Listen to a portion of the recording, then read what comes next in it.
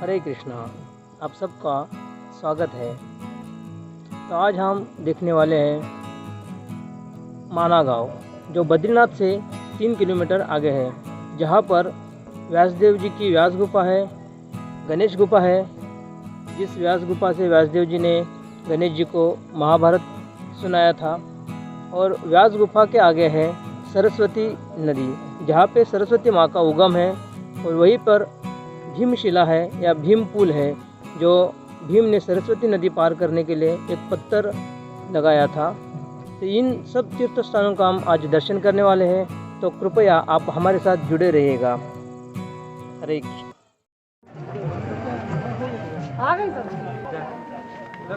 इधर ही से आए थे हम लोग। हाँ, इधर से आए थे, सीधा सीधा यही रास्ता सीधा।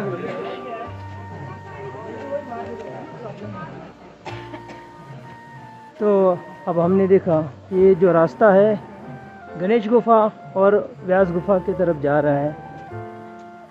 तो हम आगे देखेंगे गणेश गुफा और व्यास गुफा।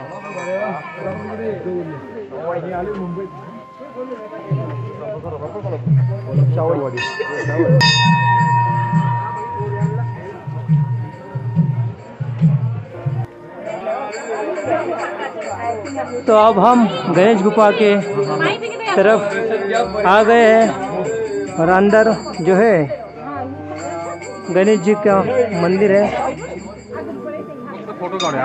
हरे कृष्णा। तो अब हम आए हैं माना गांव, मतलब मणिभद्रपुरी, व्यासदेव जी की गुफा। वो यही स्थान है जहाँ पर बैठकर व्यासदेव जी ने महाभारत ग्रंथ की रचना की थी, ग्रंथ लिखे थे। और जो पत्थर दिख रहे हैं एक्चुअली वो ग्रंथ है, तो कलयुग में इस रूप में पाए जा रहे हैं। तो बद्रीनाथ से 3-4 किलोमीटर आगे माना गांव है, इसको मणिभद्रपुर भी कहते हैं। ये भारत का लास्ट गांव है, ऊपरी हिस्से वाला। यहाँ से 24 किलोमीटर आगे चाइना चालू होता है और नेपाल भी यहाँ से नज़दीक है। हरे कृष्णा। तो ये व्यास गुफा, यहाँ पर वेद व्यास जी ने अनेक पुराणों की रचना की है, जैसे कि ऋग्वेद, सामवेद, अथर्ववेद, यजुर्वेद, जो मुख्य 4 वेद है उनकी रचना की। पहले तो एक था, उसके 3, बाद में 4 हो गए। तत्पश्चात उन्होंने पुराणों की रचना की। उसमें सर्वश्रेष्ठ है भागवत महापुराण। महाभारत ग्रंथ की रचना भी इसी स्थान पे की। व्यासदेव जी ने सब ग्रंथों की रचना की थी, महाभारत की, किंतु वो संतुष्ट नहीं थे। उनको लगता था कुछ तो बाकी है जो मैंने किया नहीं है, और वो असंतुष्ट के कारण यहाँ पे चिंतित होकर बैठे थे। उतने में उनके जो गुरुदेव थे नारद जी, वो यहाँ पे आए थे।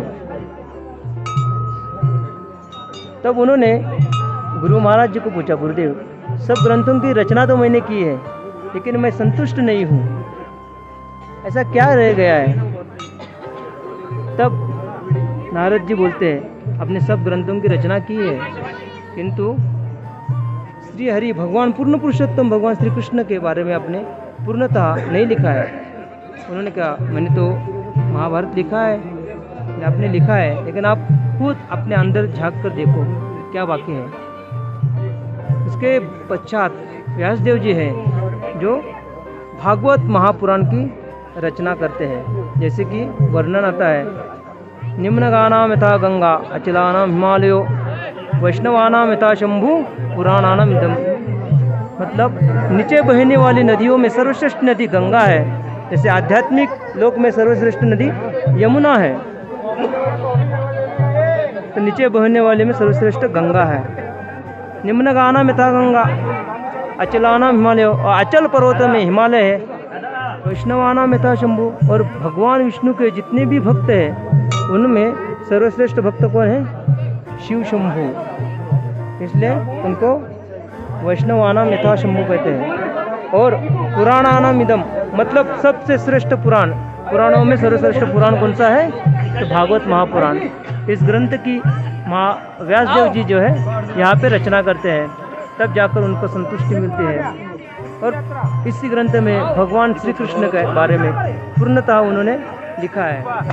वेद व्यासदेव जी ने अनेकानेक पुराणों की रचना की थी, वैसे महाभारत की भी रचना की थी, लेकिन उनको महाभारत लिखने के लिए कोई जो लेखक है वो नहीं मिल रहा था।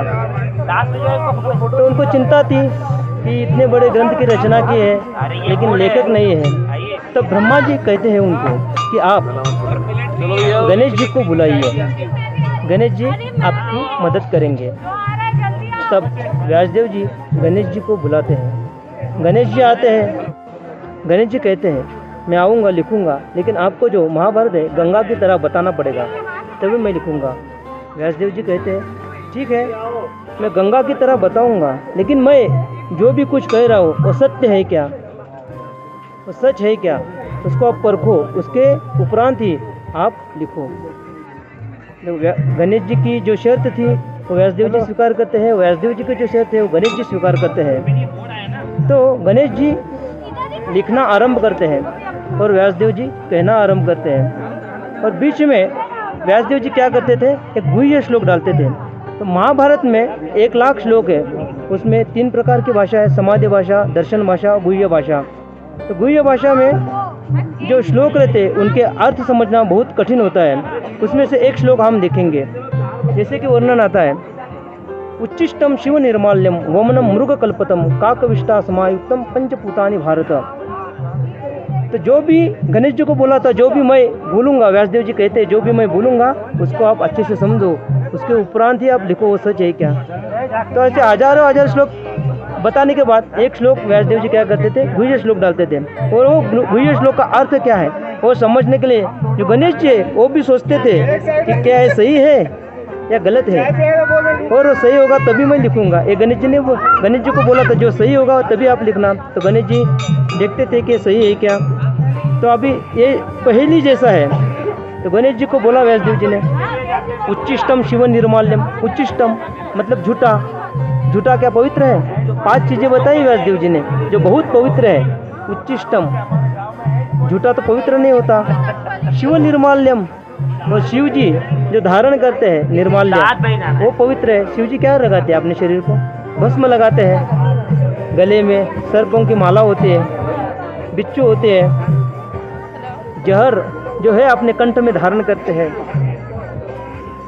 तो शिव निर्माल्यम बोला है, पवित्र है। वमनम मतलब उल्टी, वो पवित्र है। व्यासदेव जी कहते हैं मृग कल्पतम मतलब मृत व्यक्ति के शरीर के ऊपर जो वस्त्र है वो पवित्र है। काकविष्टा समायुक्तम, और कौवा जहाँ पे अपना मल विसर्जित करता है वो जगह पवित्र है। पंचपूतानि भारत, वो जगह पवित्र है। ऐसे व्यासदेव जी कहते हैं। गणेश जी सोचने लगते हैं कि ये सच्ची में यह पवित्र है क्या। तो ऐसे 8,000 श्लोक महाभारत में गुह्य श्लोक है। इस पहेली का अर्थ हम समझेंगे। पहला तो व्यासदेव जी ने कहा उच्चिष्टम, उच्चिष्टम क्या पवित्र होता है, इतना पवित्र होना चाहिए कि वो भगवान को भी पवित्र होना चाहिए। तो गणेश जी विचार करते हैं क्या पवित्र होगा, क्या पवित्र होगा। तब वो सोचते हैं कि पवित्र वो है गैया का दूध। कैसे, क्योंकि गैया का दूध निकालने के पहले उधर बछड़े को छोड़ना पड़ता है, उसके उपरांत उधर क्या बचता है, झूठा ही तो बचता है। फिर वो भगवान को भी भोग लगाया जाता है, अभिषेक किया जाता है उससे। उच्चिष्टम शिव निर्माल्यम, शिव निर्माल्यम ऐसी कौन सी शिव जी की चीज़ है जो भगवान को भी पवित्र होती है, ऐसी कौन सी बोली गई है। तो वो है गंगा जो भगवान विष्णु के चरण कमल से आती है। जब भगवान ने वामन अवतार धारण किया था और बलि महाराज से 3 पग भूमि मांगी थी, 2 ही पग में संपूर्ण विश्व जो है ब्रह्मांड को नाप लिया था। फिर जो दूसरे पग में क्या किया था, ब्रह्मांड को छेद के विरजा नदी जो ब्रह्म ज्योति के ऊपर होते हैं वहाँ से जो पानी निकला वो है गंगा, वो शिव जी अपने मस्तक पे धारण करते हैं, वो है शिव निर्माल्यम। उच्चिष्टम शिव निर्माल्यम वमनम, उल्टी, उल्टी कैसे पवित्र हो सकती है। तो गणेश जी सोचते हैं कि उल्टी क्या है, मधुमक्खी। मधुमक्खी क्या करते हैं, हजारों हजारों लाखों लाखों फूलों में से हनी मधु जो है कलेक्ट करते हैं और अपने छत्ते में डालते हैं और वो इतनी पवित्र होती है कि भगवान को उसका अभिषेक किया जाता है। वमनम मृग कल्पतम, और मृत व्यक्ति के शरीर के ऊपर के जो वस्त्र है वो कैसे पवित्र हो सकते हैं? गणेश जी विचार करते हैं कि हाँ है, रेशम का कीड़ा वो क्या करता है, मरने के पहले अपने खुद के शरीर के बाजू में एक ऐसा जाला निर्माण करता है और उसके बाद उसका मृत्यु होता है और उसके वस्त्र बनाए जाते हैं, रेशम के वस्त्र जो हवा में झटकने से शुद्ध हो जाते हैं। काकविष्टा, काकविष्टा कैसे पवित्र हो सकती है? काकविष्टा समायुक्तम पंचभूतानि भारत। तो कौवा जहाँ अपना मल त्याग करता है वो कौन सी जगह है? वो जगह है अश्वत्थ वृक्ष। तो ऐसे कितने श्लोक है महाभारत में? 8000। तो व्यासदेव जी ने जो लिखा हुआ महाभारत है वो बहुत महत्वपूर्ण है। उन्होंने महाभारत की रचना किस लिए की? क्योंकि उनको पता है कलयुग के जीव जो है डायरेक्ट उनको भगवत ज्ञान देंगे, फिलॉसफी तत्व ज्ञान देंगे तो स्वीकार नहीं करेंगे। जैसे बच्चा जो होता है कड़वी दवाई जो होती है वो ग्रहण नहीं करना चाहता है, लेने के लिए बहुत चिल्ला चिल्ली करता है, तो माँ क्या करती है, चॉकलेट के बीच में वो दवाई डालती है और उसको खिलाती है, तो उसको लगता है हाँ बहुत अच्छा है, अगली बार आएगा तो मैं जरूर खाऊंगा। वैसे ही महाभारत की रचना की उन्होंने बीच में क्या कर दिया, भीष्म पर्व आता है उसमें भगवत गीता दे दी है। डायरेक्ट भगवत गीता देंगे तो लोग पढ़ने के लिए तैयार नहीं होते। तो महाभारत में बहुत सारी कथाएँ आती हैं, तो इतना पढ़ने के बाद आदमी सोच लो इतना पढ़ा है तो अभी मैं भगवत गीता भी पढ़ लेता हूँ।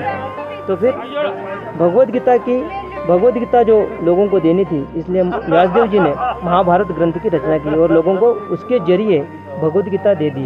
व्यासदेव जी ने पहले कहा था गणेश जी को कि जो भी मैं कहूँगा वो सच है क्या, वो आप परखो और तभी लिखो। तो भगवत गीता आती है भीष्म पर्व में, उसमें व्यासदेव जी कहते हैं, अगर हम 10वां अध्याय देखेंगे तो उसमें आता है व्यासदेव जी भगवान के बारे में कहते हैं, अहम सर्वस्य प्रभो मत्त सर्वं प्रवर्तते इति मत्वा भजन्ते मां बुधा भाव समन्विता। मैं सब इस सृष्टि का उत्पत्ति करता, अहम सर्वस्य प्रभो, मेरे से ही सब आता है, मत्त सर्वं प्रवर्तते, सब कुछ मेरे से निर्मित होता है, इति मत्वा भजन्ते, और जो कोई जानता है वो मुझे सेवा करता है, मेरी पूजन करता है। गणेश जी स्वीकार करते हैं।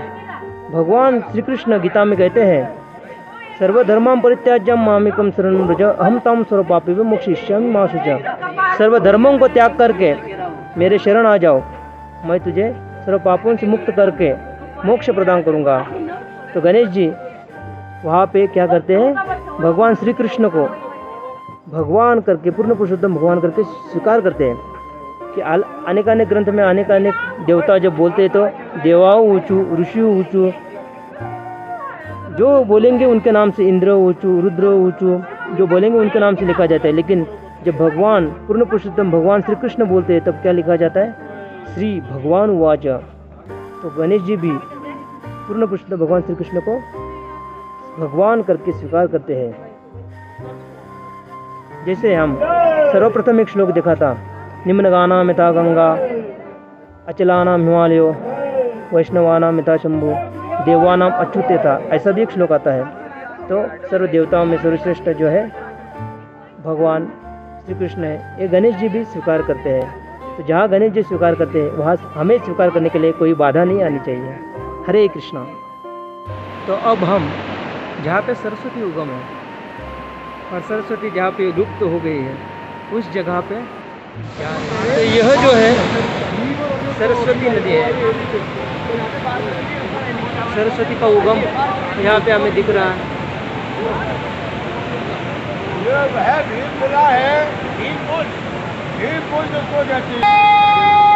तो हम देख रहे हैं ये सरस्वती उगम और सरस्वती यहाँ से बह जा रही है, आगे जाके लुप्त होती है, क्योंकि व्यासदेव जी है वो ग्रंथों की रचना करते हैं और उसके आवाज़ की वजह से उनको व्यत्यय आ रहा था, तो उन्होंने शाप दिया कि आप यहाँ से लुप्त हो जाओगे।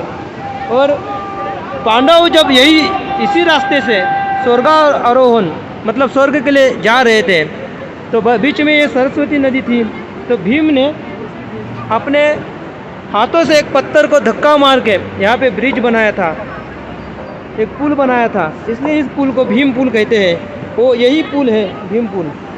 ये सरस्वती नदी है और इसके बीच में ये जो है ये है भीम पुल, जो भीम ने नदी पार करने के लिए लगाया था, इसलिए इसको भीम पुल कहते हैं।